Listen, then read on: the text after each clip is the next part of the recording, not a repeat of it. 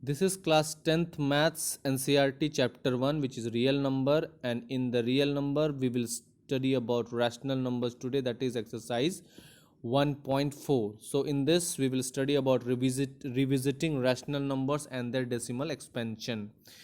तो rational number सबसे पहले क्या होता है? तो रैशनल नंबर जो होता है वो नंबर है जो कि p बाई क्यू के फॉर्म में रिप्रेजेंट किया जाता है, और q का वैल्यू जो है वो नॉट इक्वल टू ज़ीरो होगा, क्योंकि कोई भी चीज़ जीरो से डिवाइड होने पे क्या हो जाता है? इन्फानाइट हो जाता है। तो इसलिए आपको क्या है, एक रैशनल नंबर रिप्रेजेंट करना, जैसे 0.375 को आपको रैशनल नंबर में रिप्रेजेंट करना है, तो अभी डेसिमल फॉर्म में है, तो ये क्या है, डेसिमल के बाद 3 नंबर है, इसलिए क्या है, 1000 हो जाएगा ये। तो 375 किससे डिवाइड हो जाएगा? 1000 से। अब इस 1000 को हम लोग क्या लिख सकते हैं? 10 क्यूब लिख सकते हैं, इसलिए ये क्या हो जाए, 375 अपॉन 10 क्यूब हो गया। उसी तरह से फिर क्या है आपका 0.14 को आपको क्या करना है रैशनल नंबर में, तो ये क्या है, डेसिमल के बाद 3 डिजिट है, इसलिए 104 जो है वो किससे डिवाइड हो जाएगा? 1000 से, इसलिए इस 1000 को हम क्या लिख सकते हैं? 10 का क्यूब। तो इसलिए क्या हो जाएगा, 104 अपॉन 10 का क्यूब। उसके बाद आपका क्या है, 0.0875, इसमें डेसिमल के बाद 4, इसलिए किससे डिवाइड होगा? 10,000, तो 875 अपॉन 10,000, और इस 10,000 को आप लिख सकते हैं 10 टू द पावर 4। ठीक है। फिर उसी तरह से आपका क्या है 23 पॉइंट, इसको आपको चेंज करना है क्या, तो रैशनल नंबर डेसिमल फॉर्म को, तो डेसिमल के बाद कितना, 4 जीरो है, इसलिए 10,000 से डिवाइड हो जाएगा ये, तो ऊपर में 233,408 अपॉन 10,000, तो इस 10,000 को आप लिख सकते हैं 10 टू द पावर 4। तो ये इसका हो गया क्या, पी बाई क्यू फॉर्म। अब देखिए यहाँ पे क्या हुआ, जो आपने 0.375 को इसमें चेंज किया था क्या, इस फॉर्म में 375 अपॉन 10 क्यूब। अब इस 10 क्यूब को आप लिख सकते हैं 2 का क्यूब इंटू 5 का क्यूब, क्योंकि 2 इंटू 5 का 10 होता है, तो 2 का क्यूब इंटू 5 का क्यूब, सेम वैल्यू उतना ही आएगा जितना इसका वैल्यू आएगा। अब इसमें 5 का क्यूब कैंसिल हो गया, तो इसका फॉर्म क्या हो गया, 3 अपॉन 2 का क्यूब, स्टैंडर्ड फॉर्म हो गया 3/8। तो आसानी से आप उसको स्टैंडर्ड फॉर्म में आपने उसको लिख दिया। फिर उसी तरह से देखिए जो दूसरा क्वेश्चन था क्या, 0.14, इसको क्या लिखा था आपने, 104 अपॉन 10 क्यूब। 10 क्यूब को आप क्या लिख सकते हैं, 2 क्यूब इंटू 5 क्यूब लिख सकते हैं, 2 इंटू 5 10 होता है। अब यहाँ पे 2 के ऊपर में जो है, इसको 104 को क्या लिख सकते हैं, 13 इंटू 8 लिख सकते हैं, क्योंकि 13 इंटू 8 कितना होता है, 104 होता है, तो इसलिए 13 इंटू 8 को क्या लिख सकते हैं, 2 का क्यूब लिख सकते हैं। ये 2 का क्यूब कैंसिल हो गया, ये हो गया क्या, 13 अपॉन 5 का क्यूब। आई बात समझ में? फिर उसी तरह से क्या हुआ, नेक्स्ट क्वेश्चन था जो 0.0875, इसको क्या लिख सकते हैं आप, 875 अपॉन 10 टू द पावर 4। आई बात समझ में?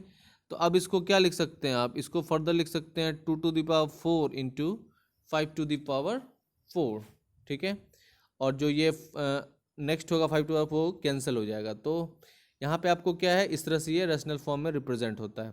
फिर नेक्स्ट क्या है क्वेश्चन आपका, तो ये है 23 पॉइंट, ये इसमें 4 है, तो ये 10 टू द 4 से हो जाएगा, तो ये क्या हो जाएगा आपका फाइनली, ये हो जाएगा इस फॉर्म में।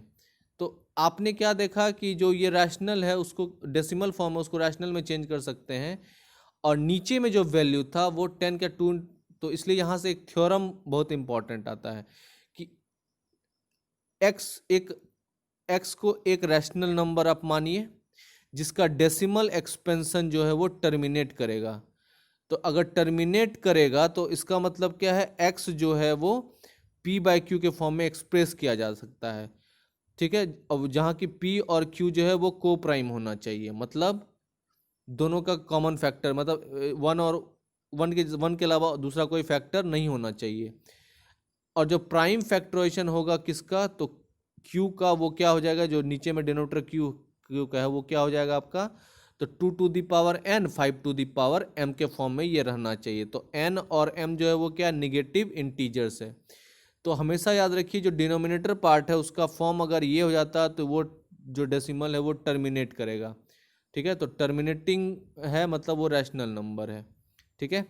जैसे कि एग्जाम्पल के तौर पे देखिए 3/8 में 8 को हम क्या लिख सकते हैं, 2 का क्यूब लिख सकते हैं। ठीक है। और ये 3/2 बाई क्यूब इस तरह से लिख दिया, और 5 क्यूब ऊपर नीचे डिवाइड कर दो, कोई फर्क तो पड़ा नहीं। तो अब ये कितना हो गया, 2 इंटू 5 10 का क्यूब हो गया ये टोटल सिस्टम इधर, और ये कितना हो गया 375 अब 375 अपॉन 10 का क्यूब मतलब 1000 को क्या लिख सकते हैं 0.375। तो किस तरह से आपने फ्रैक्शन को डेसिमल में चेंज कर दिया, आई बात समझ में। फिर उसी तरह से आपका जैसे 13/25 है, तो इस 25 को आप क्या लिख सकते हैं 5 का क्यूब लिख सकते हैं, ठीक है। अब देखिए 5 का क्यूब है, अब तो 13 और 5 का क्यूब, तो 13 है और 5 का क्यूब तो है ही, और टू क्यूब से हम लोगों ने ऊपर नीचे डिवाइड कर दिया, तो इससे कुछ तो फर्क पड़ा नहीं। तो ये 13 इंटू 2 का क्यूब मतलब 8, तो ये कितना हो जाएगा 104, और 2 का क्यूब इंटू 5 का क्यूब तो वो कितना हो जाएगा 10 का क्यूब, तो 10 क्यूब मतलब 1000, तो इसलिए 104 को क्या लिख सकते हैं 0.104, है ना। फिर नेक्स्ट उसी तरह से देखिए क्या है, नेक्स्ट क्या आपका 7/80 है, तो 7/80 में आप 80 को क्या लिख सकते हैं 2⁴ इंटू 5 लिख सकते हैं, तो ये 2m और 2n के फॉर्म में है ही। अब यहाँ पे क्या है पावर यहाँ 4 है, लेकिन 5 पे पावर तो 1 ही है, तो यहाँ पे पावर 4 लगाना होगा आपको। तो यहाँ पे पावर 4 लगाना है, तो ऊपर में क्या लिखना होगा 5 क्यूब, ताकि ये एक कट जाएगा तो बचेगा क्या 5, तो इसलिए क्या ऊपर में एक्स्ट्रा आपको 5 क्यूब से मल्टीप्लाई करना होगा। तो 5 का क्यूब कितना होता है 125 इंटू 875 होता है, और इसका वैल्यू 10⁴ होता है, इसलिए इसको फर्दर आप 0.0875 लिख सकते हैं। तो देखिए किसे डेसिमल एक्सपेंशन को हम लोग फ्रैक्शनल फॉर्म को वापस डेसिमल एक्सपेंशन में चेंज कर सकते हैं, और डेसिमल एक्सपेंशन को फ्रैक्शनल फॉर्म में चेंज कर सकते हैं। आई बात समझ में। तो अब क्या है, अब आपको एक मानिए कि x equal to P Q क्या है, एक रैशनल नंबर है, ऐसा मानना है आपको। तो उसमें क्या होगा प्राइम फैक्टराइजेशन जो होगा q का, उसका फॉर्म क्या हो जाएगा, तो उसका फॉर्म हो जाएगा आपका 2n अपॉन 5m, जहाँ की n और m जो है वो नॉन निगेटिव इंटीजर होगा, और x जो है उसका डेसिमल एक्सपेंशन टर्मिनेट कर जाएगा, मतलब उसका रिमाइंडर जो है वो 0 हो जाएगा। तो वो कब होगा, जब ये इस फॉर्म में होगा डिनोमिनेटर, मतलब q की जगह ये 2n और 5m के फॉर्म में हो सकेगा। तो इसी को यहाँ पे क्या है, जैसे 1/7 है, इसको 1 को 7 से डिवाइड करते हैं, तो 1 को 7 से डिवाइड करते समय आपको क्या मिलेगा, इस तरह से मिलेगा, ठीक है। और ये क्या हो जाएगा, ये टर्मिनेटिंग नहीं है, ये चलता रहेगा। देखिए 10 से 7 एक बार रिमाइंडर 3 आया, फिर एक बार रिमाइंडर 2 आया। जब 7 को 1 से डिवाइड करेंगे तो 7 को 10 से डिवाइड कीजिए, तो ये 2 आया, फिर एक बार 6 आया, फिर एक बार 4 आया, फिर एक बार 5 आया, फिर एक बार 1 आया, तब से फिर ये कंटिन्यू हो गया प्रोसेस यहाँ से। तो इसके बाद ये क्या है टर्मिनेट करना शुरू कर, मतलब ये रिपीट करना शुरू कर जाएगा, ठीक है। तो चूंकि ये रिपीट करना शुरू हो जाएगा, तो मतलब इसका जो फॉर्म है ये इस फॉर्म में नहीं है, 2n इंटू 5n नहीं है, तो ये दिख रहा है कि 7 जो है वो इस फॉर्म में हो ही नहीं सकता है। तो चूंकि ये इस फॉर्म में नहीं हो सकता, इसलिए क्या है ये नॉन टर्मिनेटिंग और रिपीटिंग डेसिमल है। आई बात समझ में। फिर नेक्स्ट क्या आपका थ्योरम कि आपको x equal to P Q मानना है, ठीक है। तो उसका जो प्राइम फैक्टराइजेशन होगा q का, अगर इस फॉर्म में नहीं है और n निगेटिव इंटीजर, तो x का डेसिमल एक्सपेंशन जो होगा वो क्या होगा नॉन टर्मिनेटिंग रिपीटिंग होगा, ठीक है। तो जब इस फॉर्म में नहीं होगा उसके नीचे, जैसा अभी 1/7 में हमने देखा, 7 जो है टू द पावर n और 5 टू द पावर n के फॉर्म में है ही नहीं, इसलिए हो नहीं सकता वो। फिर नेक्स्ट है एक्सरसाइज 1.4, जिसमें आपका क्या है पहला क्वेश्चन कि बिना एक्चुअल लॉन्ग डिवीजन के आपको स्टेट करना है, मतलब बताना है कि ये जो क्वेश्चन दिया है ये रैशनल नंबर जो है टर्मिनेटिंग है या फिर टर्मिनेटिंग डेसिमल एक्सपेंशन है या फिर नॉन टर्मिनेटिंग डेसिमल एक्सपेंशन। तो बिना क्या किए हुए डिवीजन किए हुए, तो देखिए सिंपल इसके डिनोमिनेटर में चेक कीजिए सबका, जैसे 13/3125 है इसका डिनोमिनेटर, अगर ये इस फॉर्म में सेट हो सकता है 5 टू द पावर n या 2 to power n 5 to the इस फॉर्म में सेट हो सकता है अगर, तो वो टर्मिनेटिंग होगा, अगर इस फॉर्म में सेट नहीं हो सकता है तो वो नॉन टर्मिनेटिंग होगा। आई बात समझ में। तो ये क्वेश्चन क्या 13/3125, 17/8, 64/455, 15/1600, 20/243, 29/343, 23 इतना, ये इतना, ठीक है। तो जो भी है इसको सॉल्व करते हैं 1 बाय 1 सारे क्वेश्चन को और समझते हैं कि क्या है ये। तो देखिए यहाँ पे देखिए 13/25 में जो ये 3125, इसको 5 पे 5 लिख सकते हैं, 5 पे पावर 5 लिख सकते हैं, और ये 5 पे पावर 5 और into two to the power 0 हो सकता है। तो ये इस फॉर्म में आगे आपका सेट हो गया, जिसमें n का वैल्यू क्या है आपका 0 है और m का वैल्यू क्या है 5 है। आई बात समझ में? तो इसलिए क्या है ये 13 अपॉन 13/31 25 क्या हो जाएगा, वो टर्मिनेटिंग डेसिमल हो जाएगा। ठीक है, कौन सा डेसिमल हो जाएगा, ये टर्मिनेटिंग डेसिमल हो जाएगा। उसी तरह से देखिए 17/8 में जो ये 8 है वो उसको क्या 2 क्यूब लिख सकते हैं, और ये 2 cube into 5 to the power 0 हो जाएगा। तो ये क्या इस फॉर्म में 2 to power n into 5 to the power m हो गया, जिसमें m का वैल्यू 0 और n का वैल्यू क्या हो गया 3 हो गया। तो ये इस फॉर्म में लिखा जा सकता है, इसलिए 17/8 जो है वो क्या है टर्मिनेटिंग डेसिमल एक्सपेंशन है। फिर नेक्स्ट उसी तरह से तीसरा नंबर क्वेश्चन देखिए, जो आपका ये 64/455 है। 455 को क्या लिख सकते हैं आप 5 इंटू 7 इंटू 13। अब चूंकि ये इस फॉर्म में नहीं है 2 to the power into 5 to the power n, इसलिए 64/455 जो वो non terminating and repeating decimal हो जाएगा। ठीक है, फिर नेक्स्ट क्वेश्चन देखते हैं 4 नंबर, जिसमें क्या कह रहा है 15/1600। तो 1600 को आप 2 टू द 6 इंटू 5 टू 5 का स्क्वायर लिख सकते हैं। तो देखिए ये इस फॉर्म में ये तो इस फॉर्म में हो सकता है 2 to the power n into 5 to the power m, इसलिए जो ये 15/1600 है ये क्या है टर्मिनेटिंग डेसिमल एक्सपेंशन इसका। ठीक है, फिर नेक्स्ट क्या है आपका फिफ्थ नंबर। तो फिफ्थ नंबर जो है वो क्या है 29/43। इसको 7 का क्यूब ले सकते हैं, और ये 2 टू द पावर n और 5 टू द पावर m के फॉर्म में है ही नहीं, इसलिए नॉन टर्मिनेटिंग और रिपीटिंग डेसिमल हो जाएगा ये। ठीक है, फिर नेक्स्ट क्या है आपका तो 13 अपॉन ये, तो ये देख के ही लग रहा है कि क्या है ये टर्मिनेटिंग डेसिमल एक्सपेंशन है, क्योंकि जो ये इसका डिनोमिनेटर पार्ट है वो फॉर्म में है क्या 2 to the power n into 5 to the power m के फॉर्म में दिख रहा है।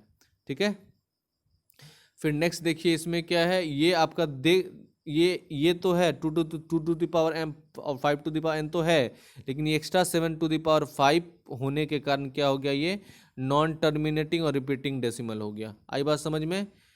तो इस चीज़ को याद रखना है, exactly 2 to the power m और 5 सिर्फ 5 टू द पावर n के फॉर्म में, तो वही टर्मिनेटिंग हो सकता है।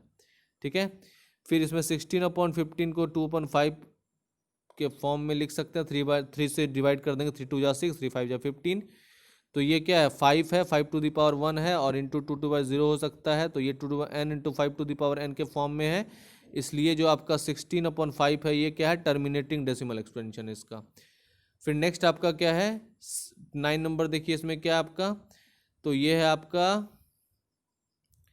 13/50। तो 50 को आप क्या लिख सकते हैं 2 इंटू 5 का स्क्वायर। अब ये फॉर्म जो है इस फॉर्म में है, इसलिए ये क्या है टर्मिनेटिंग डेसिमल एक्सपेंशन 35/50 क्या टर्मिनेटिंग डेसिमल ये है। फिर क्या है नेक्स्ट आपका 77। फिर नेक्स्ट क्या आपका 77/210 मतलब 77/210। इसका स्टैंडर्ड फॉर्म 11/30 हो जाएगा, जिसको आप लिख सकते हो 2 इंटू 3 इंटू 5। चूँकि ये इस फॉर्म में है ही नहीं एक्स्ट्रा 3 होने के कारण, इसलिए ये non terminating repeating decimal expansion हो जाएगा इसका। आई बात समझ में? फिर नेक्स्ट देखिए क्वेश्चन कह रहा है कि आपको क्या है डेसिमल एक्सपेंशन लिखना है क्या रैशनल नंबर। जो क्वेश्चन 1 अभी बना उसमें रैशनल नंबर का डेसिमल एक्सपेंशन लिखना है कि किसका टर्मिनेटिंग डेसिमल एक्सपेंशन है, किसका टर्मिनेटिंग डेसिमल एक्सपेंशन है। तो देखिए जैसे क्वेश्चन 1 है इसमें क्या था 13/31 25 था, तो इसका डेसिमल एक्सपेंशन ये हो जाएगा, या फिर आप इसको इस फॉर्म में लिख सकते हो। ठीक है, ये इस फॉर्म में हो जाएगा कम्प्लीटली इससे मल्टीप्लाई, तो ये इस फॉर्म में 0.00416 जो है ये डेसिमल एक्सपेंशन में चेंज हो सकता है ये रैशनल नंबर। ठीक है, क्योंकि ये रैशनल नंबर है टर्मिनेटिंग फॉर्म में है। उसके बाद क्या है नेक्स्ट, जैसे कि 17/8 है, इसका डेसिमल एक्सपेंशन क्या हो जाएगा 2.125। 15/1600 इसका डेसिमल एक्सपेंशन क्या हो जाएगा 0.009375। फिर 23/2 टू पावर 3 5 टू पावर 2 है, तो इसका ये 23/200 हो जाएगा, इसका डेसिमल एक्सपेंशन हो जाएगा 0.115। उधर 6/15 का डेसिमल एक्सपेंशन हो जाएगा 0.4। उधर 35/50 का डेसिमल एक्सपेंशन हो जाएगा 0.7। तो इस तरह से आपको क्या है डेसिमल एक्सपेंशन वो मिल जाएगा। फिर नेक्स्ट क्वेश्चन क्या है कि जो फॉलोइंग नंबर्स रियल नंबर्स है उसका क्या है have a decimal expansion given below. तो हर एक केस में आपको क्या है डिसाइड करना है कि वेदर वो रैशनल है कि नहीं है। अगर रैशनल है वो, तो उसको आपको p/q के फॉर्म में लिख सकते हो, आपको बताना कि प्राइम फैक्टर है कि नहीं। तो आप देखिए यहाँ पे क्वेश्चन नंबर 1 है जैसे, तो क्वेश्चन नंबर 1 को आप लिख सकते हो इस फॉर्म में 10⁻9। 10⁻9 जो है उसको क्या करना है आपको 2 × 9 × 5⁻9 लिख सकते हो। तो चूंकि ये इस फॉर्म में है 2m × 5⁻n, तो इसलिए क्या है, ये एक रैशनल नंबर है, ठीक है, जिसका टर्मिनेटिंग डेसिमल होगा। तो ये नंबर देख के आप बता सकते हो कि ये टर्मिनेट करेगा, ठीक है, बिना डिवीजन किए हुए। उसी तरह से क्या है नेक्स्ट क्वेश्चन जो आपका, कि जो डेसिमल नंबर है वो नॉन टर्मिनेट नॉन रिपीटिंग है क्योंकि रैशनल नहीं है, और गिवन डेसिमल नॉन टर्मिनेट। तो जो ये दूसरा क्वेश्चन है आपका, ये देख के ही लग रहा है कि ये नॉन टर्मिनेटिंग और नॉन रिपीटिंग है। ये टर्मिनेटिंग है लेकिन नॉन रिपीटिंग है। आई बात समझ में? तो ये था आपका क्वेश्चन, और ये था आपका एनसीईआरटी का क्लास 10 के एनसीईआरटी का चैप्टर 1 रियल नंबर्स, और ये था आपका exercise 1.4। So thank you so much, please do like and subscribe my channel, and all the very best for your exam.